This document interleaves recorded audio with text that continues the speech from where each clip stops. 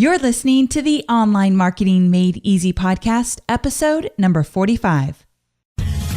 Welcome to the Online Marketing Made Easy podcast. Business advice so easy, you'll feel like you're cheating. And now your host, Amy Porterfield.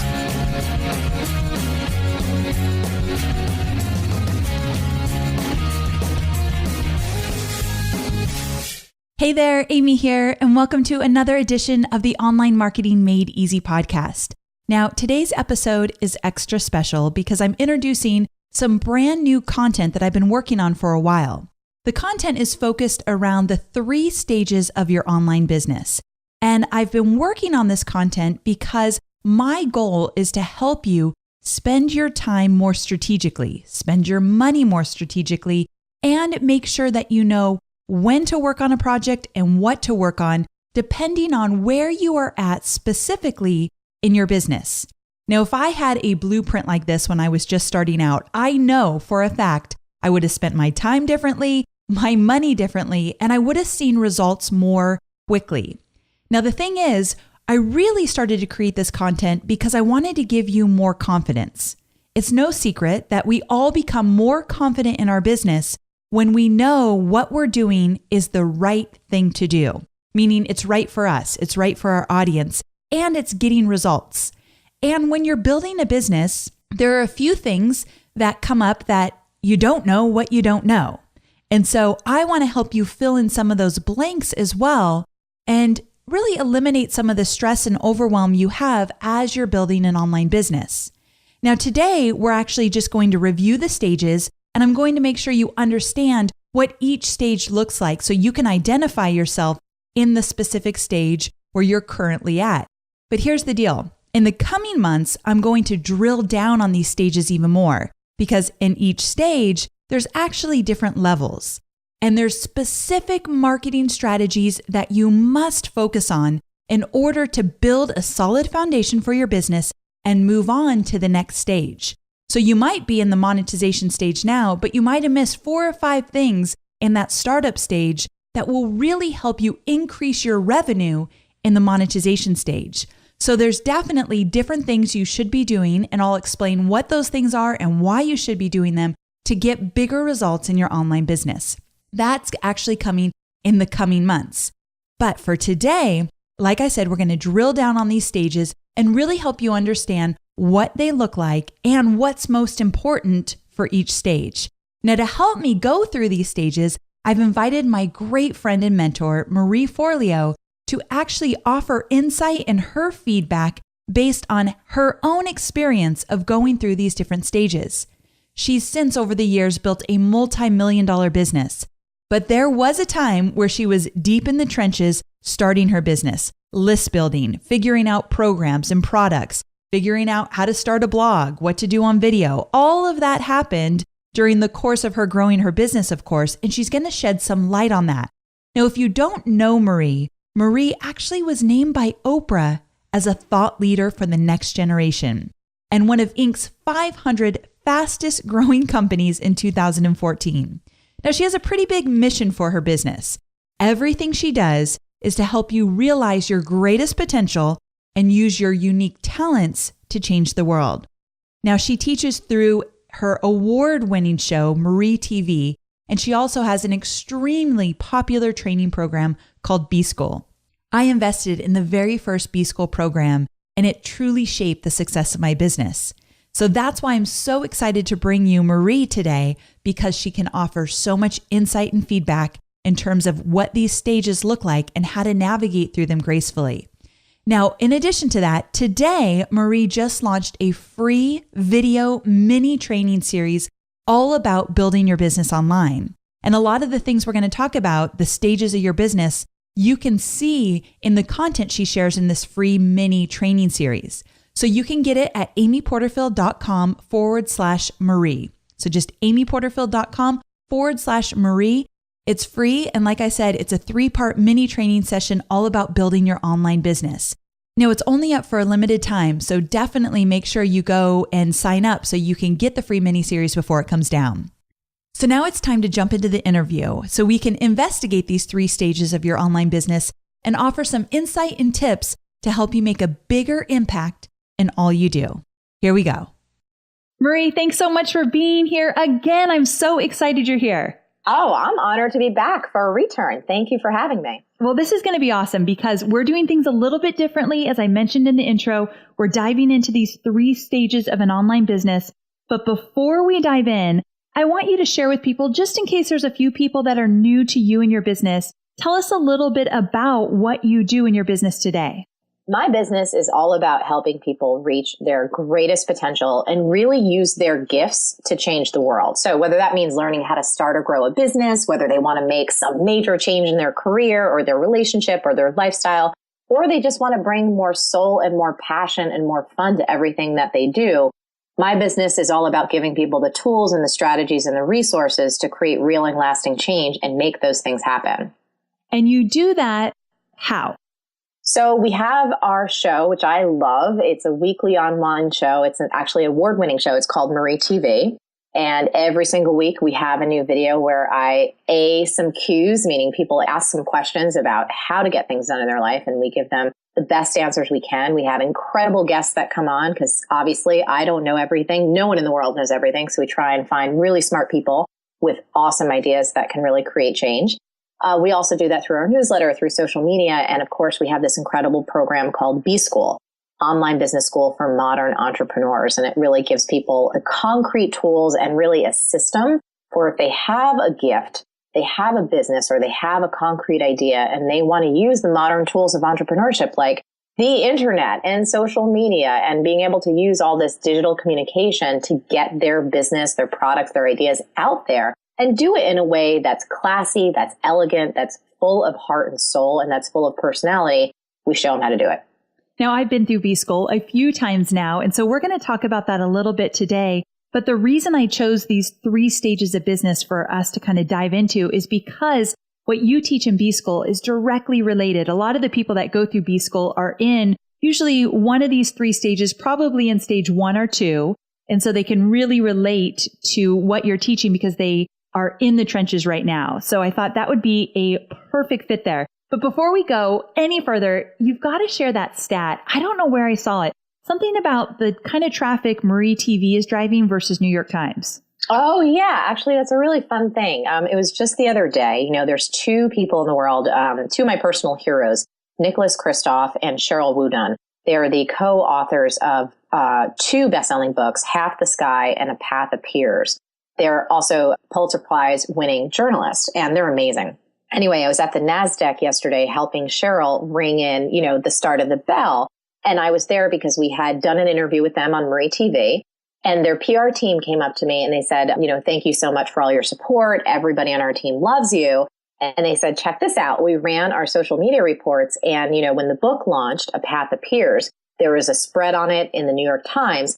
And when we looked at all the numbers, your interview drove way more traffic, a ton more engagement than a piece in the New York Times. And I was like, okay, we need to write that down and you need to, send that to me in writing. And it's really interesting. And it made me really proud because we've been doing our show for years. It started off me just looking into the webcam.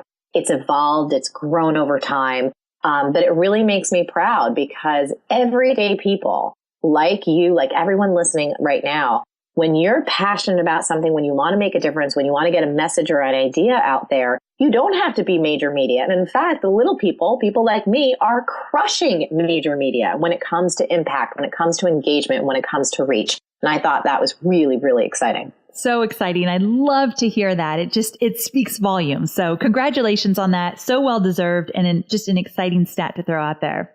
Thank you. Okay. So we're going to dive into these stages.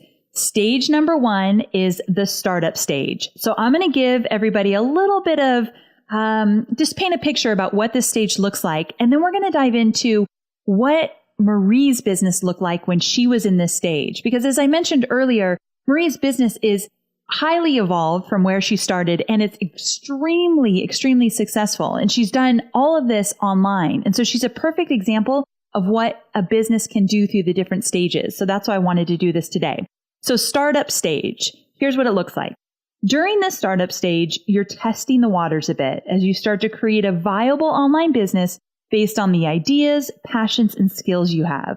what's great about this stage is that you have some flexibility for trial and error, because there's no doubt you're going to mess up a lot in this stage, and that's okay. So you're feeling your way in the dark at times and maybe fumbling a bit. So this stage is all about stamina and hustle and grit. You're really in the trenches. You're just starting out, and you are the primary source of cash and energy. So you're doing it all. So during this stage, you're focusing on understanding your target audience. You're creating content. You're building your email list. You're networking. This stage is all about adding value, giving more than you're asking for a return. And this is a pivotal time because your success here will determine if you can move into that coveted second stage, which is all about cash flow, consistent cash flow, which we'll get there in the second stage. So knowing that we all go through this first startup stage, Marie, tell us a little bit about what your business looked like during this stage. Oh, goodness. Amy, I was such a hot mess. When I started, my startup stage was messy. Like most people's, I was scared. I was running completely on passion and drive, not on experience, and certainly not on education. I was about 23 years old. I wanted to start my own life coaching practice, which again, at the time, it was so interesting because I was rolling my eyes at myself. I was skeptical at myself, thinking like, who the heck's going to hire a 23-year-old life coach? But at the same time, I couldn't deny that this was something that felt more right than anything I had done before, from working on Wall Street to working in magazines, having all of these kind of big prestigious jobs. So I was bartending many, many nights a week. I was a personal assistant to people. I would take any odd jobs I could all around the clock so that most of the time during the day, I could focus on figuring out what the heck building a business actually meant. How do you do this? How do you put all these things together? And because for me, I was terribly insecure about my young age, I was also dealing with some of the emotional hurdles of not believing in myself, not thinking I could do it, not thinking that I had anything valuable to share. So it wasn't just the technicals of like, okay, what do I need to do? Step A, step B, step C, in order to get money in the door and to make this thing real. But also all of those kind of psychological mindset hurdles that many of us struggle with when we're starting a business. So those were some of my biggest challenges. I mean, as a life coach, getting down to brass tacks, I wanted to figure out how to work with people in a way that I could create real results in their lives. So at that time, I was trying to hook my friends and not even have them pay for coaching. I was just like, let me coach you for free. I'll coach your dog. I'll coach your grandma. Just get me people that I could work with so that I could feel confident, not just from textbook learning, but from real world experience. So I was messy. I was all over the place, but I was constantly moving. I think you make so many great points here, too, that really stand out to me because obviously I went through this stage as well. One being that you do a lot of stuff for free to get the experience and to build up those testimonials and that social proof. And you don't want to do everything for free, of course, but this is the time that you are offering yourself to people so that you can get that experience. So that's one thing that I'm glad you brought up. Another thing is the mindset. The mindset is crucial in every stage, but it really plays a big part in stage one because that mindset could be telling you, okay, this is too hard. Go back to corporate. It's easier to get a full paying job and have somebody else take care of the insurance. Like jump ship fast. That voice could come in your head really quickly. Yep, definitely. And I think one of the advantages I had was because I graduated school early and I got out there and I had the job on Wall Street. I had the prestigious jobs at magazines. I'd done a couple things in the quote unquote corporate stable world. I figured out, after a few years, I was like, God, I can't do this. I am not meant to sit at a desk or stand on a floor. Like I knew that I wasn't meant to work for anyone else. So that was really the thing that drove me past all those emotional and psychological hurdles that we all face, was knowing like I have to make this work because I've tried the other route and that just ain't me. That's not going to cut it. I think so many people listening can relate because I was there for sure. I never wanted to turn back. And you took this huge risk. So you really wanted to feel confident in the fact that you can do this. So there's a lot of reasons that are also pushing you forward. There's a lot of doubts and fears that come in, but those voices in your head, like you can do this. This is a must. You're going to do this. That's a really loud voice as well, which is, I think, what keeps us moving into stage number 2. Now, give me some insights here from your own experience and the fact that you've touched millions and millions of lives in terms of people that are entrepreneurs and small business owners. And when you're in stage 1, what matters most?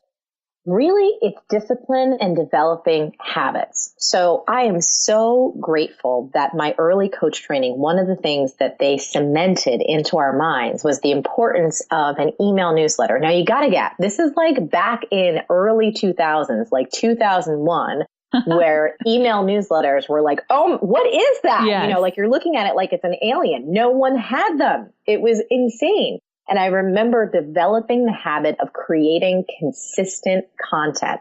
Now, another lucky thing that happened for me, social media did not exist when I was starting my business. And that was actually a really, really good thing because I trained myself. You know what? I've got these bartending jobs. I'm doing practice coaching clients. I'm doing assistant jobs. I'm going to seminars. I'm trying to get trained up. I'm going to, you know, what's the thing called Toastmasters, right? To learn how to public speak. I'm doing all of these things. And I realized that if I didn't create content consistently, that my business was never going to get off the ground. So that's something that I think is so crucial. It's weird because, Amy, you know, when you're in the startup phase, you can also feel frustrated because there's so much pulling at your attention, right? You've got to wear a million hats to get everything going. But one of the things that you do have to train yourself to do is to be disciplined enough to do the things that matter the most, given what your business is. And if you're running any kind of online business, consistently publishing content has to be one of your disciplines. It just has to be. So if you're not able to really train yourself to set deadlines and to keep them and to keep your word with yourself, you're never going to get to stage 2. So important. I think, this is something I really struggled with in the beginning, that consistency, because I was saying yes to everything. I thought every opportunity that came my way was the next big thing, or it could be, so I couldn't say no. And that pulled me in so many directions that I wasn't consistent with my content creation. And I struggled with that. And I feel like, and let's talk about some of those danger zones, because I know this is one of the danger zones. I wasn't sure what was important yet. And so that really started to send me down some wrong paths. Do you know what I'm talking about there? Oh, yeah, absolutely. I mean, these are some of the danger zones of stage 1. And again, I made all these mistakes like 10 times. One of the biggest ones is called creative cul-de-sacs. I call them cul-de-sacs because you know what that is, right? It's like when you're driving down the street and there's that little circle at the end and you just have to turn around. And I always would think of myself like this whenever I was considering the following ideas. What's my elevator pitch? You know, what should I say to people when I meet them and they ask me, what do I do? Now, just to give people a little bit of context here, Amy, I've always called myself the multi-passionate entrepreneur because while I was passionate about life coaching, I was also passionate about business and marketing and about spirituality and about fitness and dance and hip hop. So there were so many things that I wanted to do early on in my career that figuring out how to get it all into one sentence would stress me out. I remember early on with my relationship with Josh, who's my fiance, the love of my life. I remember spending times walking on the beach when it was supposed to be so relaxing and just crying to him going, but I don't know how to explain what I do when someone asks me what I do. So that what I should name my business, you know, because I was young and again, I was insecure about that. I was like, well, maybe if I choose some name, you know, like a corporate kind of name with a logo, that will somehow make me seem and appear more professional. Or maybe I should name my business myself because that's the only thing that's consistent about me. So there's these creative cul-de-sacs that I think all of us get stuck in, and we can literally waste hours and days and months without making a decision and without moving ahead or doing the things that really matter. It's so true. Before I took B-School, I didn't realize that these even existed. But now when I train my students and they'll say, you know, I don't know what the logo should look like, or even things like my website, I feel like I should change the branding or whatever. And I'm thinking, do you have an email list yet? Do you have consistent content that's going out? I don't even want to hear any of that just yet. There's a time and a place for it. But there's so many things that are so much more important in that stage 1. Yes. And I mean, that is so, so true because here's the reason why. When you're putting out consistent content, when you're building an email list, you're moving things forward that actually matter. When you create content, if something bombs, you'll figure out, oh, wow, nobody responded to that, or I didn't even enjoy creating that kind of content. I need to pivot a little bit. I need to move ahead. I need to evolve myself. When you actually have people to engage with on your email list, you've got 5 people who are listening to you. That's awesome. That's how you get to 10. That's how you get to 100, to 1,000, to 100,000. But if you never start those things and you're tinkering around with pixels on a screen because should it be like magenta or should it be hot pink? It's like, oh my God, stop it. I think the other thing that is a danger zone to look out for, especially when you're first starting out, although it does plague people through every stage of business, is comparing. It is so easy to see people that you admire that may have a business, that may have a brand, that may have a success level that you would also like to experience. And you can get down on yourself thinking like, oh my God, they've done it already. There's no room for me, or I'll never get there. You know what I mean? That seems like light years away. And then you just, again, waste so much time and energy and emotion and passion being down on yourself rather than staying in your own lane and realizing if someone else is successful, that means that it's possible. Yes. Exactly. To use that as an inspiration. And, think about it. In our particular industry, I'll talk about my industry for a moment. Like there's Oprah, somebody I love and admire, and I've had the great fortune to meet a few times and to work with her team. There's Tony Robbins. There's all these incredible people that are out there that have done brilliant work in the world, right? But that just means that it's possible for more people to do it. It doesn't mean that they have the market cornered or they're the only voices that matter. Not at all. You need a cacophony of voices. You need all kinds of people out there. That's what makes the world great. So true. I'm so glad you brought that up because I do think that this is something that plagues probably every stage. It happens most in stage one. It can be most dangerous in stage one because you're developing yourself. And it's a time when you compare yourself to other people. And then there's this danger of you copying what other people are doing. Yes. That comes up a lot, right? Oh my goodness. That's big. And I want to also say that that's also in many respects natural. Here's the deal. When I was little, I studied fine art. In fact, I thought I was going to be an animator for Disney or a fashion designer. Those were two of the things that I thought I was going to wind up doing for my career when I grew up as a little girl. Yeah. And one of the things that you often do as a beginning artist, many of us do it as kids, whether we realize it or not, is you see something and you copy it. Right? You see a drawing or and you want to trace the lines and you know what I mean? You want to follow along so that's the way many of us begin to learn. So there's nothing wrong with studying people that we love. There's nothing wrong with looking at, wow, how do they do what they do and kind of apprenticing on some level, even if it's just on a mental level. What we want to be aware of is not copying other people's stuff. You don't want to plagiarize. And you don't want to try to be someone else because they're the best them they can be. You can just use their essence to inspire the best you can be. And this is definitely not a black and white area. You know what I mean? Yes. But I think for us to be able to be conscious of it and to check yourself before you wreck yourself when it comes to content creation or branding or how you position you in the world, you can start to feel from within whether or not you're parroting someone or you're really saying, wow, that inspired me. I love their confidence. I love their energy. I'm going to bring energy to what I do. It's a very different thing. And I think in your gut, and I love the word inspiration. That's how we want to look at other people's businesses and what they're doing, inspiration. And a good friend of mine, Melanie Duncan, always says, I'm going to get it wrong, but she says something on the lines of, you can never compare the back end of your business to the front end of somebody else's business because you never get a real picture as to what's going on behind the scenes. So just like you said, stay in your own lane. I think that's the safest place to be, especially in stage one. Yes, for sure. And the other thing that comes from that too is you're going to get to figure out what makes you unique. Yes. And you're going to really be able to leverage that. So for me, one of the things that just comes naturally, it's a part of who I am. It's a part of who I've always been since I popped out of the womb. I'm silly and I'm goofy and I'm irreverent. I am not the most politically correct person all the time. I'm not the most buttoned up, perfect form on every single thing that I say. I don't always use correct grammar, but I have a really weird sense of humor and personality, and that comes out. And by the way, it's one of the things that sets us apart, and it's not put on. It literally is an extension of who I am as a human being. Yes, so true. And it comes out very, very clearly in all of the Marie TV videos. So I'll make sure to link to your videos because it's very obvious who you are in those videos. And I love that about you. Now, the last thing I'll say about stage one is this is the stage, in my opinion, you got to tell me what you think, Marie, but this is the stage where if you have a little money put to the side, you invest it in training, like online education or different training programs or different classes that you really need to understand how to be an entrepreneur. Oh my goodness. Yes. Hallelujah. Yes.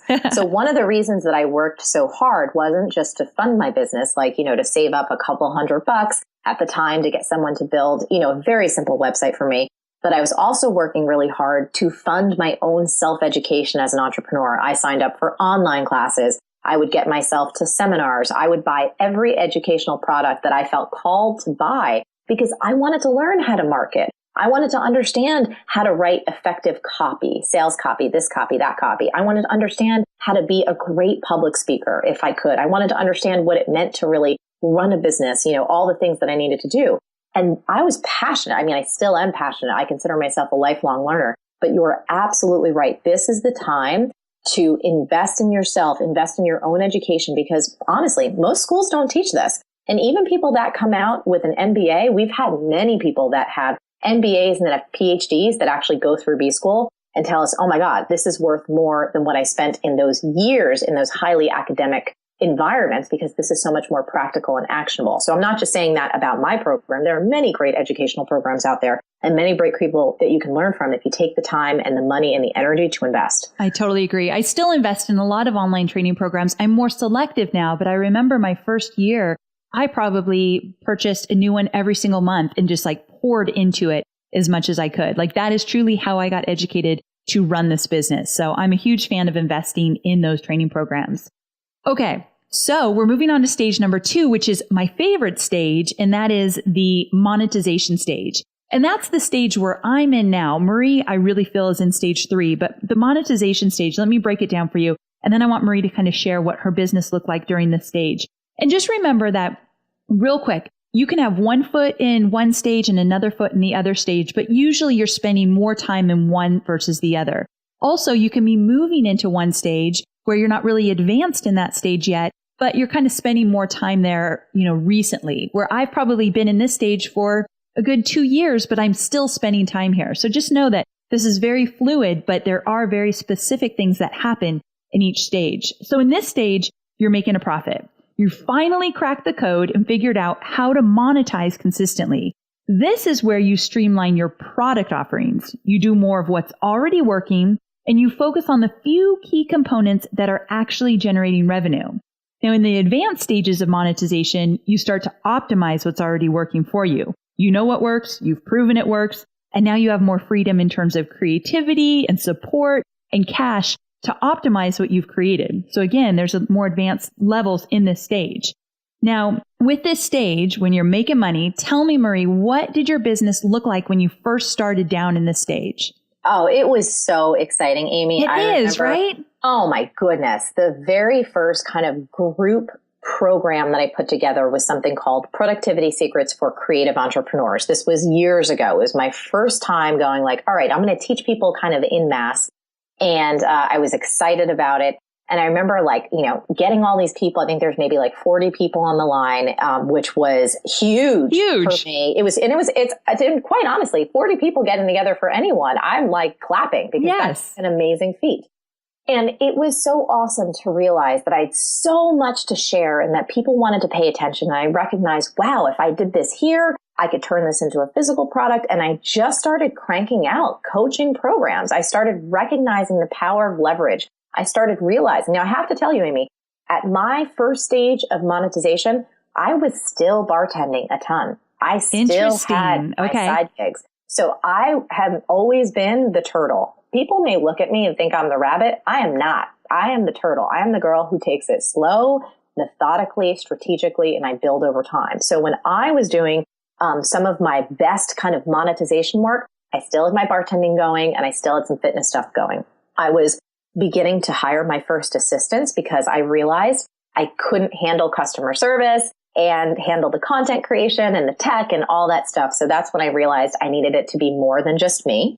Some of the things that I did during that stage was testing out different content ideas and figuring out, okay, do I want to have something be 2 months long? I did a program in this stage that was 12 months long. I realized, oh, that feels like too much for me. I want to cut it back to 10 months. So there was a lot of experimentation that was happening, but it was all profitable and it was all great.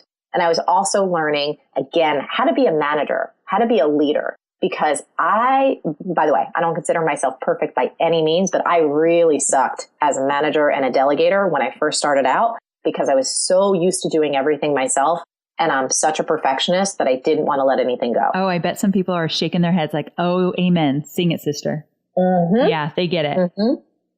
So for me, some of my biggest challenges during this stage were scheduling things out, figuring out how I was going to do it all. I felt like a plate spinner, like I had tons and tons of things in the air. And then as the profit continued to build and as I started to get more sophisticated, I started to gain confidence. It was during this stage when I had the confidence to do my first big live event. I started to build out mentorship programs. There was a program that we had called Adventure Mastermind, which was a beautiful mentorship program that involved one-on-one coaching and group work and traveling to these amazing locations and doing these crazy adventures, from making music videos to doing these fitness classes to doing, all kinds of fun things. And it was really awesome. But it was the first time in my life I remember charging $15,000 to participate in this particular program. Now, I knew from an integrity standpoint that I would deliver at least 10 times more value, if not 20 to 50 more value. For sure. But from an exterior standpoint, charging $15,000,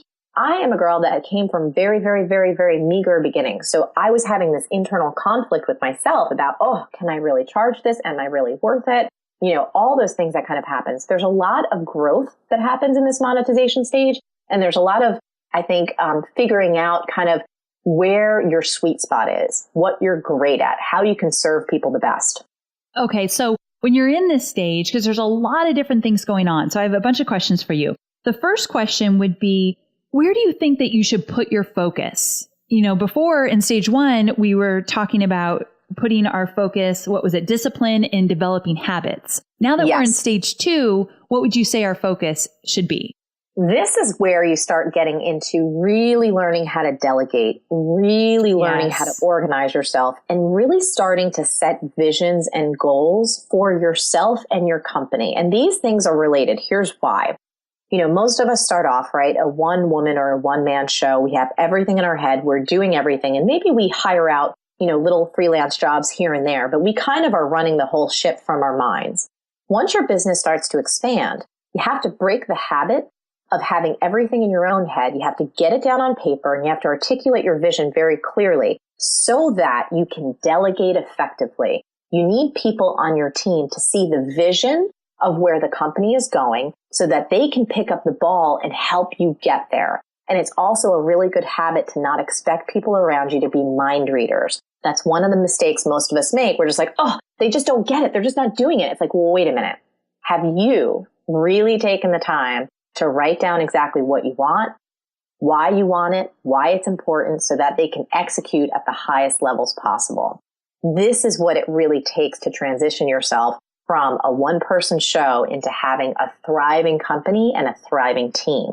And when you write down those visions and goals for the next 12, 24 to 36 months, this allows you to start forecasting out, to start really taking that money you're making and thinking about new hires, to start building out a marketing schedule. Because most of us in the beginning, rightfully so, we're doing it by the seat of our pants. We're not thinking ahead to promotions that may happen 6-9 months from now and then rebuilding out. Oh, wow, if we're going to do that promotion in 6 to 9 months, we have to start thinking about the strategy now. What's the creative behind it? Do I need to book a video crew? What are the things that need to happen so that I'm not stressed out and I actually have a life while I'm building this business?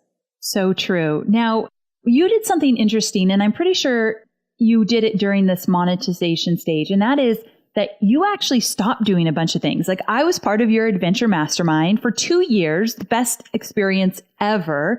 And then you decided not to do it anymore a few years after I had not been doing it. Anyway, my point being, where did those decisions come from and why did they happen here? Yes. So this, I think, is really kind of in that latter stage of monetization. Like, once things are cooking, once everything is coming in and it's flowing, what I started to realize was how full my plate was. So I had to relook at my own vision, get in touch with what's the impact that I want to make in the world? What's the long-term game here? And for me, I knew ever since I started this business that I wanted to impact the most people I possibly could. I wanted to make just a tremendous difference to as many people as I could with the most integrity. And when I sat down and really did an analysis of how I was spending my time, where the money was coming from in my business, and the profitability of each financial income stream, I started to see some really important things, Amy. I realized no matter how much I loved that Adventure Mastermind program, there was like either 20 or 21 women in that program each year, right? Right. I also had a live event. And because I am neurotic and I'm a control freak, I always like to have my live event in a certain environment. I didn't particularly want my live events in these big hotel ballrooms because I had a vision for them being in these environments that were intimate and theatrical. And, you remember the events. They were amazing. Yeah, really, really, really special. And so I looked at that and I was like, okay, there's hundreds of people coming to this event.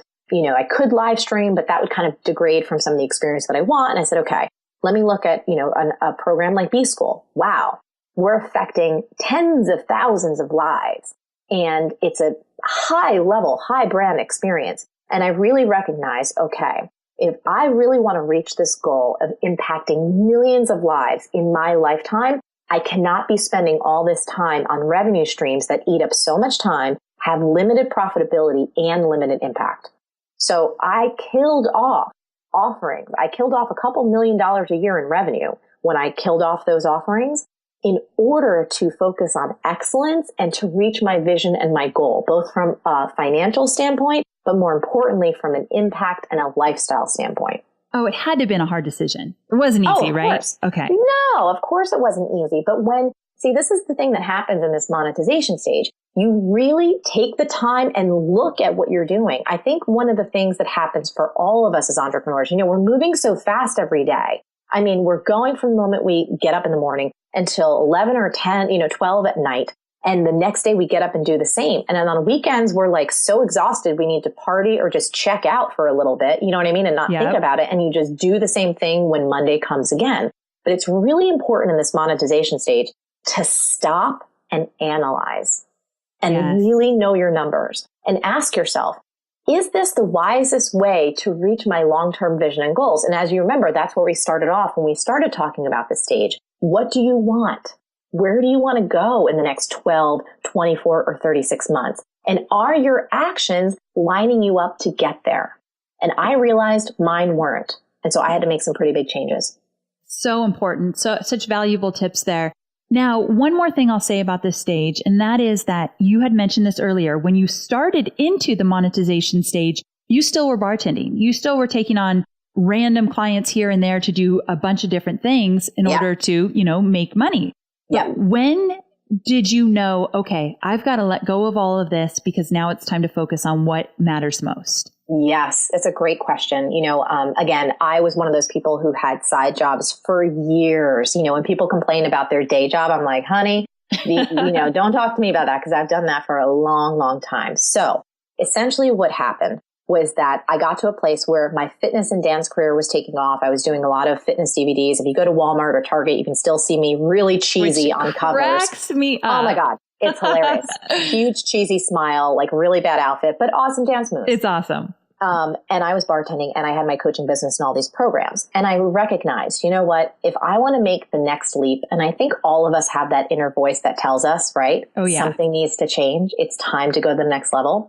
I kept hearing that voice and I realized I was like, I'm making enough. I know it's going to be a leap of faith. I know this is scary, but I told myself, if everything falls to shit, excuse my language, I can always go back and get a bartending job. I will pay my bills. I will not be homeless. I will make this work, but I have to reach my full potential. And that means letting go of things that are no longer working for me. So I cut off working in a fitness capacity and a dance capacity. And that was really sad. It was really hard because it's a huge part of my identity, but I knew it wouldn't go away forever. I would just not be, at the studio every week teaching 40, 50 people.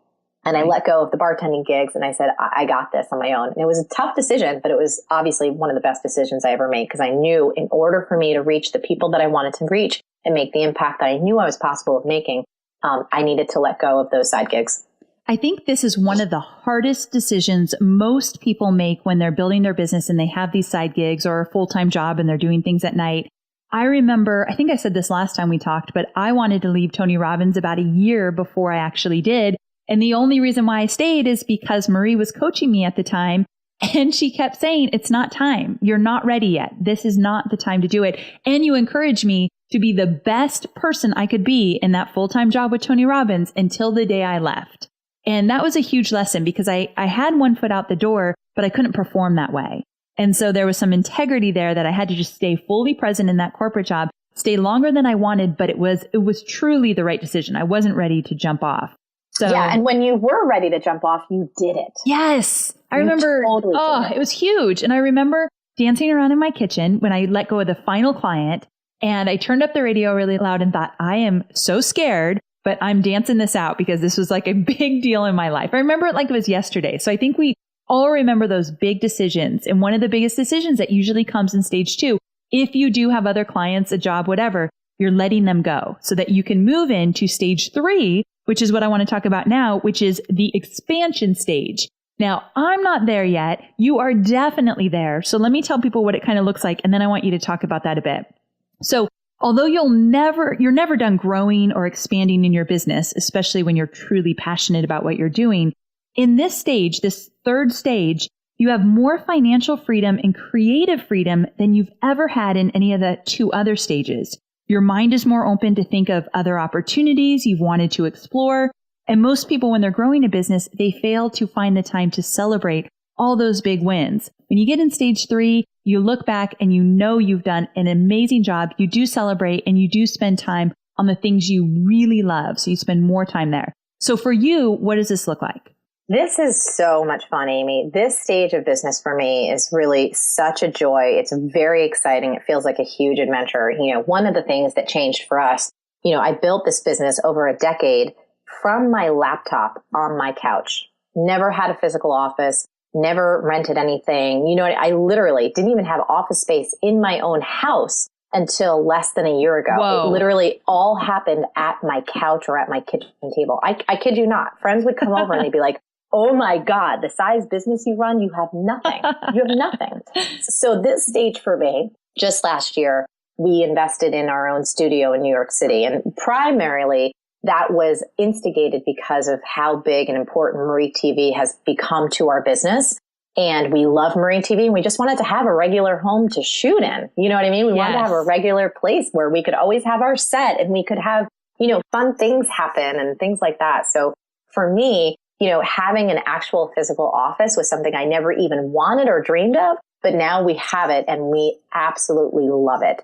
We get to do a lot of things differently now, and I so enjoy it. So what I mean by that is, in the beginning, I always work my tail off. And in the beginning, I would work nonstop, Amy. I worked 7 days a week constantly because it's what I felt I had to do just to keep a roof over my head and make sure there was food on the table and to meet my obligations. I'm not complaining about it. It's just how I did it, in the beginning.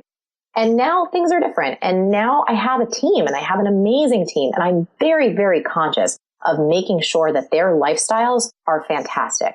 They work really hard, but I also want them to play hard and have time off. So that has become a very big initiative for me, is making sure that boundaries are in place so that when we're hitting it, we're hitting it. We make sure that things happen. But then when we're off, we're off. One of the first times in my life ever, this past holiday season, I told everybody, I said, we're shutting the entire company down for 2 weeks. One of the things that happens in the digital landscape, I think, it's kind of this unsaid pressure that you have to be always on. You have to be always commenting. You have to be always replying. You have to be always sharing and pumping out content. And I think that's a sickness.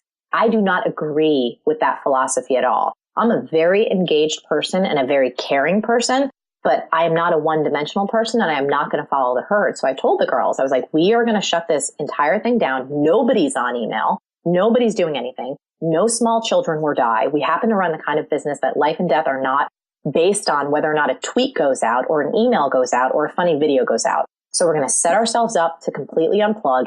Everyone's going to take time to be with their family, to just do whatever they want to do, whether you want to travel, whether you want to sit home, whether you want to work out. And can I tell you, Amy, it was the best thing that we've ever done. I can't even imagine how wonderful that would be. I love it. It's brilliant. It's really awesome. And we just had a meeting the other day. I've always dreamed of having a small jewelry line. I'm not a materialistic person by any stretch of the imagination, but I do love beautiful, meaningful things. I'm all about quality over quantity. And there's one particular jewelry line that I've worn for years. When you admire something and you're a customer and you love it, it's literally the only jewelry that I've ever said, Josh, can you just get me anything from there? Because it's just meaningful. And later this year, we'll be coming out with our own line with them. It's Satya Jewelry. They're just an awesome, awesome company. And I'm having so much fun designing and co-creating with them. And there's just things that I've wanted to do for a really long time that we're finally getting to do, and it feels really good. When I heard that about the jewelry line, I was so surprised because I just would have never guessed that was the next step. But that's what I love about stage 3. The things that come out of it are so different than you might even imagine them ever to be.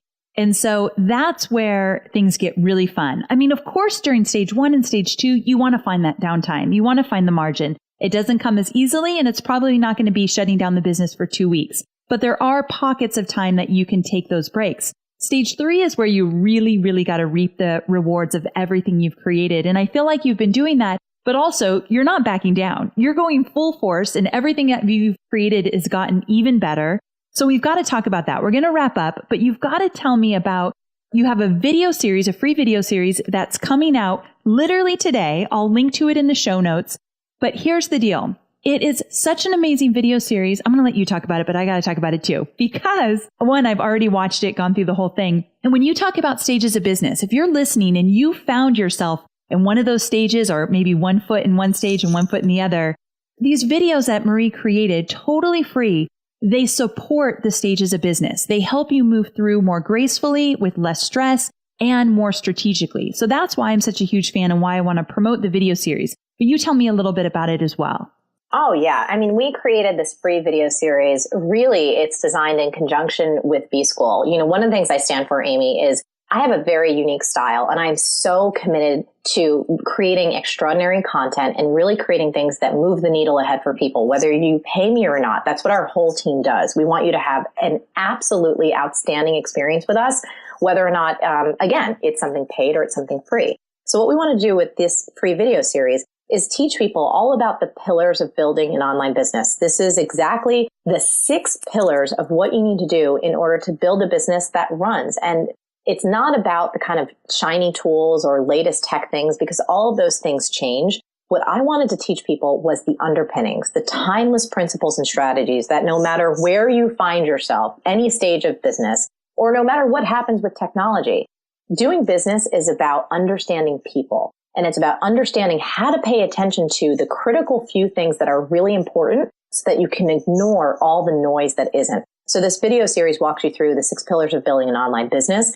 Then we talk all about packaging and positioning and branding, which is a really important thing because, you know, it's not always about what you sell. It's about what you stand for. And it's also about how you position and package it. So many people have brilliant products or services, but they don't understand how to communicate that to their customers in such a way that their customers go, oh my God, I want it.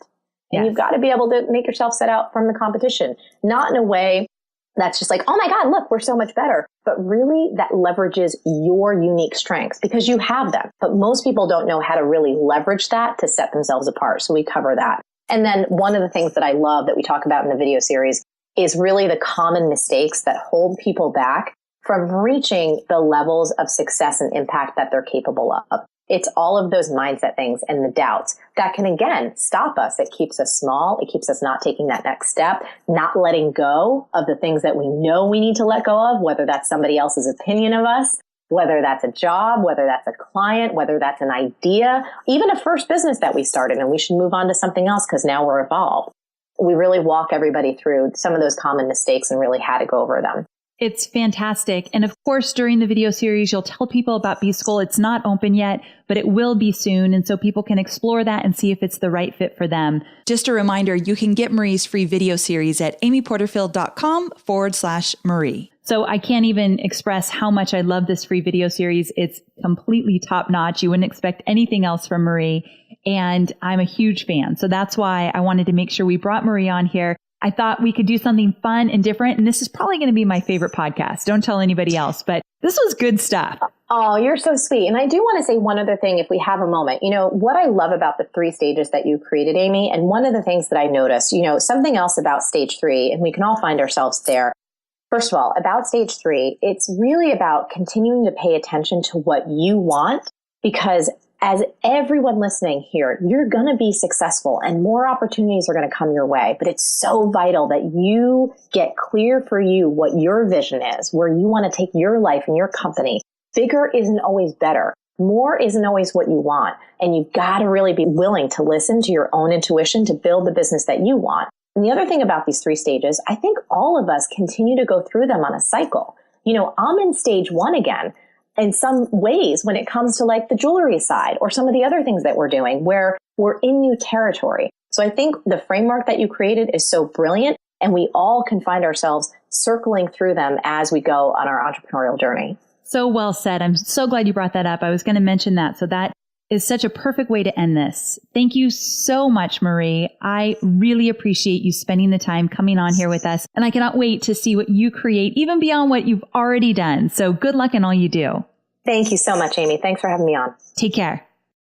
Well, there you have it. I had so much fun with this episode because I really love to drill down on somebody else's business, learn their frustrations, their challenges, their successes, just to see how someone else does it. I love to model other successful businesses. So I hope you found some insight and really valuable feedback as well. Now, I want to encourage you to check out Marie's free video series. You can get it at amyporterfield.com/Marie. It is definitely worth checking out, and it's only available for a week or so. So make sure you get it now, amyporterfield.com/Marie. Now, here's the deal. I have even more to share with you around these 3 stages. We just scratched the surface today. What I haven't shared with you yet are the different levels within each stage. It's all a progression that you move through as you grow your business. The more you know about where you're at and where you should be spending your time, the bigger results you'll create. I have no doubt about it. Plus, I have an extremely valuable blueprint that in the coming episodes, you get to download and use as your guide as you move through these stages. So I can't wait to introduce that as well. So it's coming up soon. Stay with me in the future episodes. I cannot wait to share more about the 3 stages of your online business. Thanks so much for being with me here today. I can't wait to connect with you. And lastly, make sure to check out the show notes. I link to a lot of different resources, and there's always a little bit more information in those show notes. You can find them at amyporterfield.com/45. Thank you so much for being with me here today. I can't wait to connect with you again next week. Bye for now.